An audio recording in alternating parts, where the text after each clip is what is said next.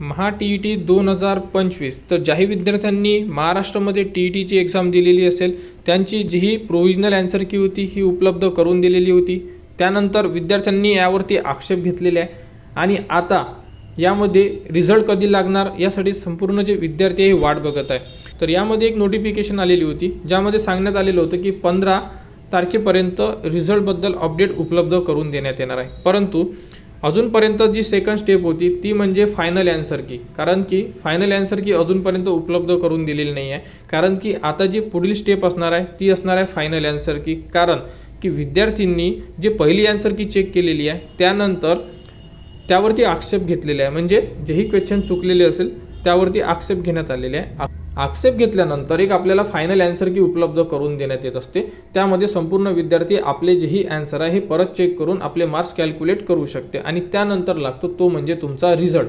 तर रिझल्ट कधी लागेल तर अशाबद्दल एक अपडेट आलेली होती। यामध्ये सांगण्यात आलेलं होतं की TETच्या निकालाची जी घोषणा आहे येत्या 15 जानेवारीपर्यंत होणार, परंतु अजूनपर्यंत याबद्दलची कोणतीही अपडेट उपलब्ध झालेली नाही आहे। साईडवरती सुद्धा याबद्दलचे कोणतीही नोटिफिकेशन आलेली नाही आहे की नेमकी जे रिझल्ट आहे तो रिझल्ट कधीपर्यंत येणार, फायनल ॲन्सर की येणार की नाही येणार, डायरेक्टली रिझल्ट येणार, याबद्दलची सुद्धा महाराष्ट्र TET 2025 यांच्याकडून कोणतीही अपडेट देण्यात आलेली नाही आहे। आणि जी TET आहे तुमची ही TET 2 वेळा होणार याबद्दलची माहिती सांगण्यात आलेली आहे, परंतु TET होणार की नाही होणार याबद्दलची सुद्धा परिपत्रक उपलब्ध करून दिलेलं नाही आहे। कारण जर दुसरी TET होत असेल तर ती TET आपली एप्रिल महिन्यापर्यंत व्हायला पाहिजे, परंतु याबद्दलची सुद्धा अपडेट उपलब्ध करून दिलेली नाही आहे।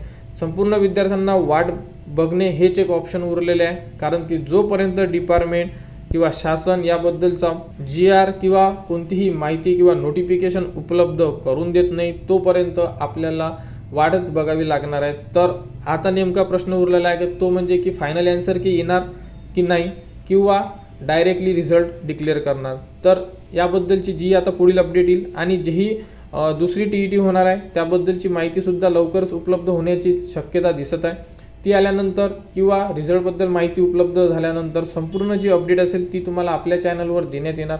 त्यासाठी आपल्या चॅनलच्या कनेक्टमध्ये राहा, चॅनलला सबस्क्राईब करा व हा व्हिडिओ इतरांपर्यंत शेअर करा।